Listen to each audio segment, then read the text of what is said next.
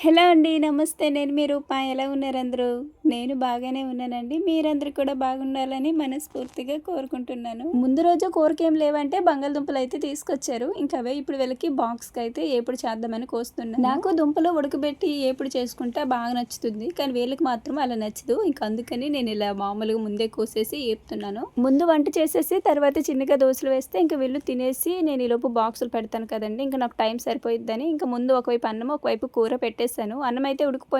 ఇంకా దోసలు వేద్దాంలే అని చెప్పి వారం రోజులకు సరిపోయినట్టు పిండి కలిపి పెట్టాను కదండీ! ఇంకా అదైతే కొంచెం కొంచెం ఇలా తీసుకుంటున్నా రోజు కూడా. తీసుకొని ఓన్లీ అప్పటికి మార్నింగ్‌కి సరిపోయినట్టు తీసుకొని మిగతాది మళ్ళీ ఫ్రిడ్జ్‌లో పెడుతున్నా. సాల్ట్ ఏమీ వేసుకోకుండా పెట్టుకున్నామంటే వారం రోజులు వచ్చిద్దండి. సాల్ట్ అది కలుపుకోకూడదు. రోజు ఇలా మనం కొంచెం కొంచెం పిండి తీస్తాం కదా! ఇంకా అందులోనే సాల్ట్ కలుపుకొని దోసలు వేసుకోవాలి.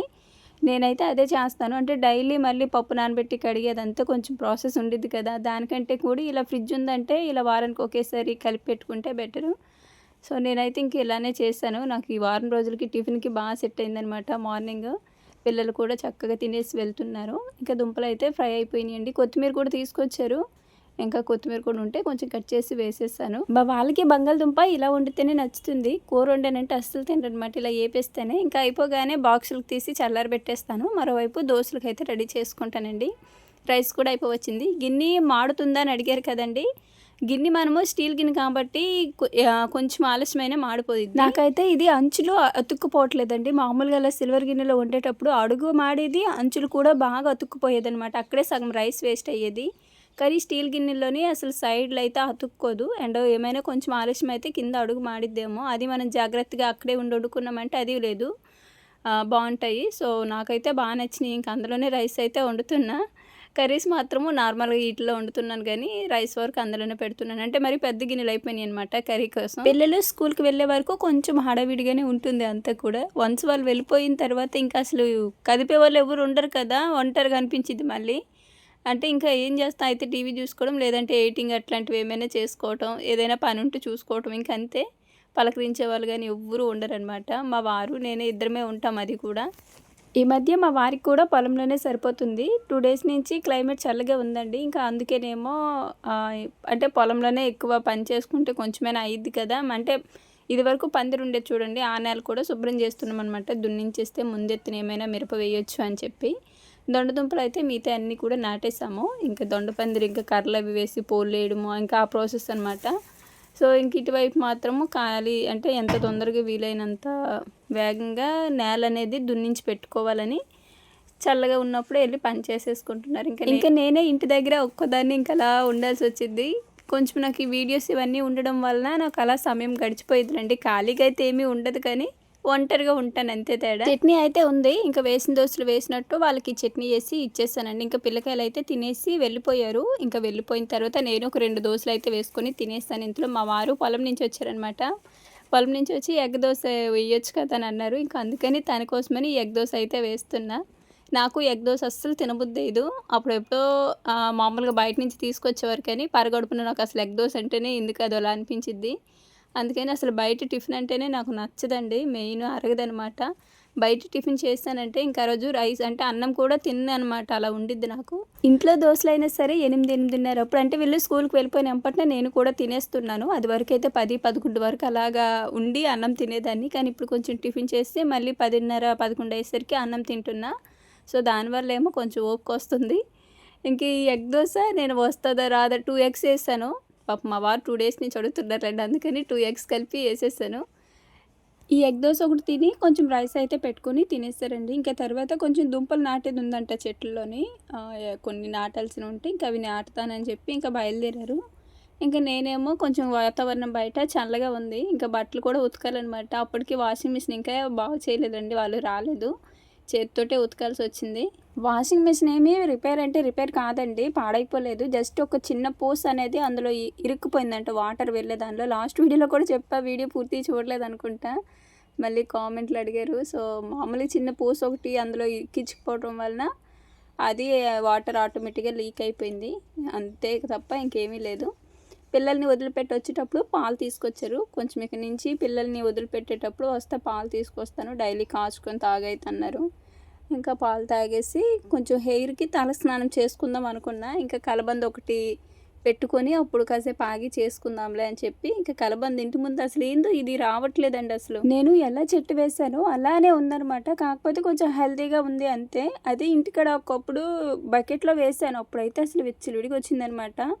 పక్క పక్కనే ఎన్ని దుంపలు వచ్చినాయి అదే పిలకల్లాగా. కానీ ఇక్కడేమో అసలు వేసింది వేసినట్టే ఉంది. నాకు కొయ్యాలన్నా మనిషి రావట్లేదు, అంత లేతగా ఉందనమాట. ఇంకా బట్టలు అయితే ఇప్పుడే ఉతికి ఆరేసాను. ఒక పెద్ద భారీ వాన వచ్చినా సరే ఇప్పుడు వాటిని తీసేదే లేదు. ఎందుకంటే తడి బట్టలు తీసుకెళ్ళి మళ్ళీ ఇంట్లో పెట్టుకుని మళ్ళీ వాసన అస్సలు పడలేను. ఇదిగోండి నేను మల్లొంటలు నాటాను కదా అత్తయ్య వాళ్ళ ఇంటికాడ తీసుకొచ్చినాయి. అందులో ఒక దానికైతే చిగురు వచ్చింది. 4 చెట్లలో ఒక్కటైనా బతకవా అనుకొని తీసుకొచ్చాను. ఫైనల్లీ ఒక్కటైతే బతికినట్టే. ఇంకా మిగతా 3 చూడాలి. వాతావరణం ఇలా చల్లగా ఉంటే నాకు చాలా ఇష్టం అండి. అప్పుడు ఎంత పనైనా చేయాలనిపించిద్ది, అంత ఒకసారి వచ్చిద్ది. అది ఎండగాసింది అనుకోండి పంచలకు కూడా రాలేము. ఇక వీడియోస్ కోసం అయితే కొత్త స్టాండ్ ఒకటి తీసుకున్నానండి. నాకు వీడియోస్కి కొంచెం ఇబ్బంది అవుతుందనమాట. పద్దాక రింగ్ లైట్ పెద్దది బయటకు లోపలికి తిప్పుతుంటే గుమ్మాలకి తగులుకొని ఎక్కడ పగిలిపోయిద్దని భయం వేస్తుంది. సో అందుకని ఇది ఒకటి తీసుకున్నాను. కలబంద ఎప్పుడు కోసినా సరే ఎల్లో కలర్ ఉండిద్ది కదా, అది పోవాలంటే కాసేపు ఇలా వాటర్లో వేసి వదిలేస్తాం అనుకోండి, ఇంకా కాసేపటికి కలర్ అంతా చేంజ్ అయిపోయి మనకి నార్మల్గా ఉంటుందన్నమాట.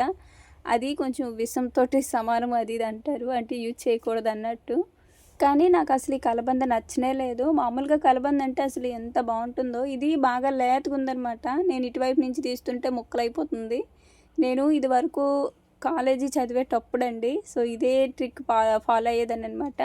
కొంచెం కలబంద గుజ్జు తీసుకుని అందులో కొబ్బరి నూనె వేసి కలిపేసి హెయిర్కి పెట్టేసేదాన్ని. మనం తలకి అంటే పెట్టుకొని కాసేపు ఆగి తలకి స్నానం చేయొచ్చు, లేదంటే ఒక దువ్విని పెట్టి దువ్వేసామనుకోండి, మనకు కలబంద ఏవైనా గుజ్జు ఉంటే దువ్వినితో బయటకు వచ్చేసిద్ది కదా, హెయిర్ మాత్రం ఇంకా నార్మల్గానే ఉండిద్ది. మనము కొబ్బరి నూనె పెట్టుకుంటే హెయిర్ ఎలా ఉండిద్దో అలానే సిల్కీగా ఉండిద్దండి.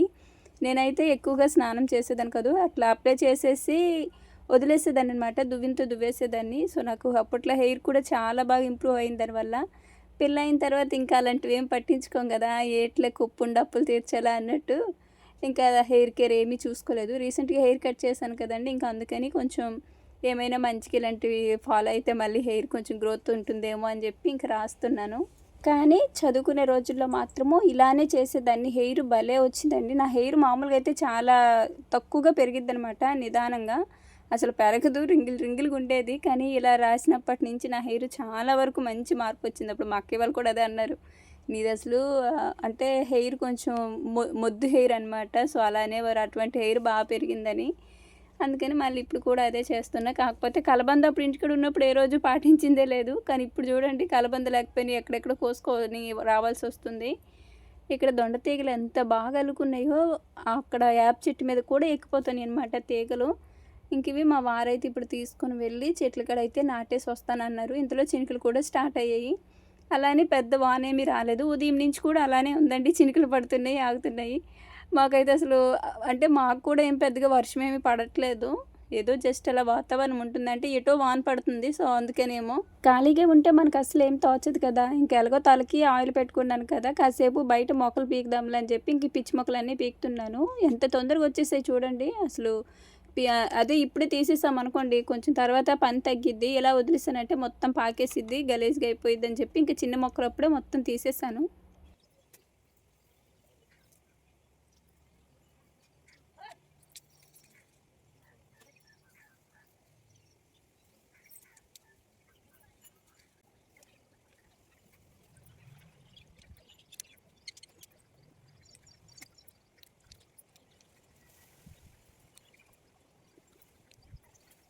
ఇంతలో పైన ఎక్కడి నుంచో ఐస్ క్రీమ్ బండి సౌండ్ వినిపించిందండి. ఇంకా మా వారినేమో ఐస్ క్రీమ్ తీసుకురా బావా అంటేనే ఇంకా సరేలని చెప్పి వెళ్తేనేమో అక్కడ ఎంతకి వెయిట్ చేసినా బండి రావట్లేదు, మళ్ళీ సౌండ్ కూడా వినబడలే. ఇంక ఇంటికి వచ్చారనమాట. మళ్ళీ వచ్చిన కాసేపటికి మళ్ళీ వినిపించింది.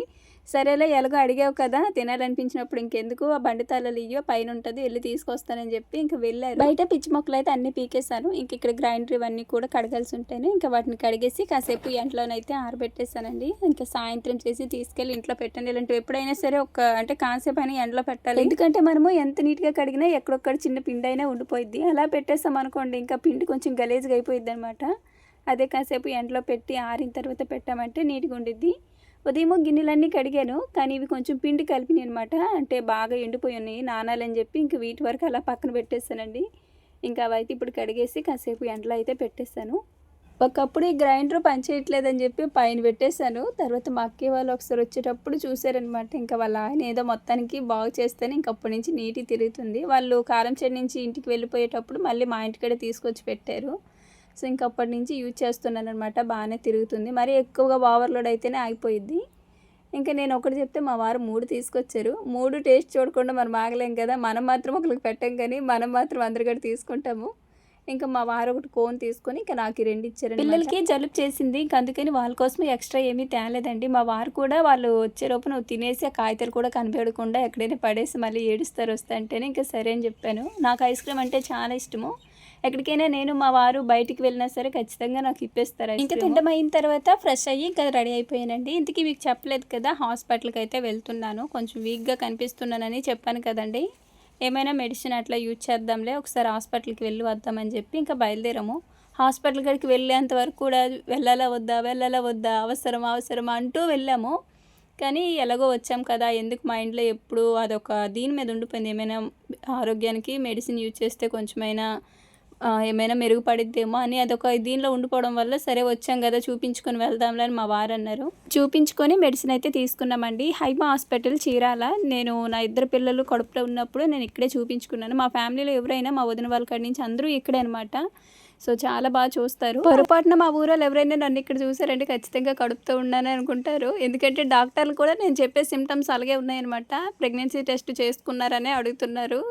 కొంచెం నీరసంగా ఉండడం, ఏమైనా అలసటలాగా, నెక్స్ట్ ఏమీ తినాలనిపించడం లేదు, ఇవే చెప్పానమాట. నాకు ఎక్కువ అవే ఉన్నాయి. అయితే 15 రోజులకి మెడిసిన్ అయితే రాసిచ్చారు. అవి యూజ్ చేయండి, ఏమైనా మార్పు ఉంటే సరే, లేదంటే మళ్ళీ ఒకసారి రండి అని అయితే అన్నారు. ఇంకా సరే అని చెప్పి రేణుకి సాత్వికకి బాస్కెట్ బ్యాగ్ అయితే తీసుకున్నాము. వీళ్ళు స్కూల్కి వెళ్ళడం ఏమో కానీ మాకంటే ఇక్కడ ఎవరు ఎక్కువ కొనేటట్టు లేరండి. నిజంగా మేమే కొంటున్నట్టున్నాం నెలకొకసారి.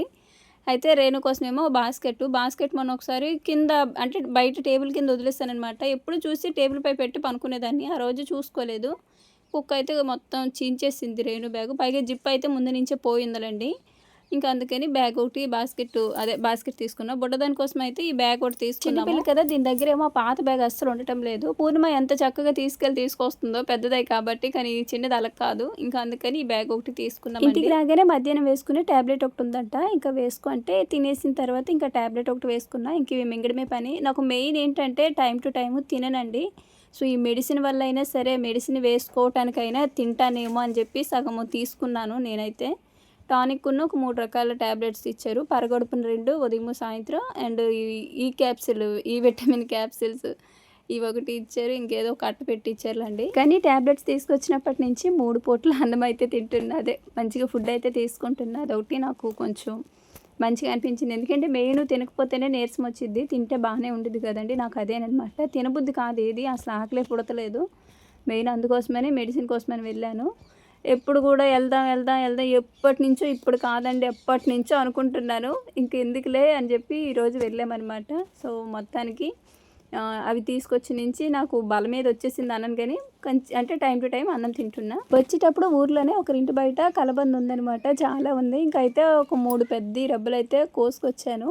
ఇంకా తలకి ఏమైనా పెట్టుకోవడమో, లేదంటే కొబ్బరి నూనెలో వేసి మరగపెట్టి స్టోర్ చేసుకోవడం అట్లా చేయొచ్చులే. ఇంకా బయట ఆరబెట్టిన బట్టలన్నీ కూడా తీసేసి ఇల్లు వాకిలి మంచిగా ఊడ్చేసుకున్నానండి. అప్పటికి గాలి బాగా లేచిద్ది అనమాట. ఇటు నేను ఊడుస్తుంటే అటు వెళ్తుంది ఇంట్లోకే. మళ్ళీ మొత్తానికి ఊడ్చి నీట్గా ఊడ్చేసాను. గాలి ఏందో బాగా అప్పటికప్పుడు లేచింది. మళ్ళీ ఆడ కరెంట్ పోయిద్దిలే అని చెప్పి ఇంకా అది ఫాస్ట్గా నీళ్ళన్నీ పట్టేసి కొంచెం గిన్నెలు ఉంటే కడిగేసానండి. సాయంత్రం చేసి ఒకవైపు వంట చేస్తూనే మరోవైపు బట్టలు అవి ఉంటే మడత పెట్టేసి మావేమో మా సెల్ఫ్లోని, పిల్లలవేమో పిల్లల దానిలో అయితే సర్దేస్తానండి. ఒక్కరోజు బట్టలు మడత పెట్టకపోయినా చాలా అయిపోతాయి. ఇంకప్పుడు అస్సలు మడత పెట్టాలనిపించదు అనమాట. సో, అందుకని ఇంకా కొంచెం ఉన్నప్పుడే పెట్టేసుకుంటే బెటర్ అని పెట్టేశానండి. మామూలుగా బట్టలు మడత పెట్టడం అంటే చిరాకు నాకు. కానీ ఇంట్రెస్ట్ వస్తే మాత్రం మళ్ళీ నీట్గా మడత పెట్టి సర్దుకుంటాను. కానీ ఒక్కోసారి మాత్రం అసలు ఇంట్రెస్టే రాదు. ఇంకా సెల్ఫ్లోని పిల్లల బట్టలు ఎప్పుడైతే ఇక్కడ సెల్ఫ్లో పెట్టట్లేదో అప్పటి నుంచి కొంచెం నీట్గా ఉంటుంది. ఎందుకంటే మేము పెద్దవాళ్ళం కదా, ఎవరు వాళ్ళం తీసుకుంటున్నాము. పిల్లలు ఏమో అక్కడ పెట్టేస్తాను కాబట్టి ఇంకా అక్కడ కూడా ఎప్పటికప్పుడు సర్దుకుంటే ఇంకా అది నీట్గా ఉంటుంది. సో, ఇంక ఇప్పుడు సెల్ఫ్ కూడా కొంచెం ఎవరి బట్టలకి ఫ్రీగా సరిపోయిందండి. ఎంత పెద్ద బీరువా ఉన్నా సరే మాకు సెల్ఫ్ కూడా నిండిపోయింది. అలా అని ఎక్కడికైనా బయటికి వెళ్ళేటప్పుడు ఏదైనా ఒక మంచి డ్రెస్ వేసుకుందామని చూస్తే ఎప్పుడు వేసినవే కనబడతాయి అనమాట. అప్పుడు ఏ డ్రెస్సు కంటికి నచ్చదు. చూస్తేనేమో బట్టలు ఇన్ని ఉన్నాయా అనిపించిద్ది. ఇంకేం చేస్తాం, అయినా పడేయడానికేమో మనసు రాదాయే. ఎందుకంటే అన్నీ బాగానే ఉంటాయి, కాకపోతే పద్దాక వేస్తామని చెప్పి ఇంట్రెస్ట్ రాదే, కానీ అన్నీ బాగానే ఉంటాయి. మొన్నొక రోజు సెల్ఫ్ సర్దేటప్పుడు పనికిరాని బట్టలన్నీ కూడా ఒక 2 గోతాలకు వచ్చేయండి. అంటే చినిగిపోయినవి కానీ మామూలుగా చీకిపోయినవి అన్నీ కూడా పిల్లలు అన్నీ తీసేసాను. దిండ్లు కుడదాంలని. ఇంకా 2 గోతాలకు పక్కన ఉన్నాయి, దిండ్లు కుట్టాలి. పిల్లలైతే ఇంకా వాళ్ళ ఫ్రెండ్ అనమాట, బయట కూర్చొని హోంవర్క్ రాసుకుంటున్నారు. ఇప్పటి నుంచి వంట స్టార్ట్ చేస్తేనే నాకు వీళ్ళు పనుకునే టైంకి అంటే తొందరగా నిద్రపోతారు కదా, ఇంకా తినేసి పనుకుంటారు. మా వారితో తిట్లు కూడా తప్పుతాయి. ఏమాత్రం లేట్ అయ్యానంటే పసిపిల్లలు ఇంట్లో ఎప్పుడు వండాలి అని అంటారు.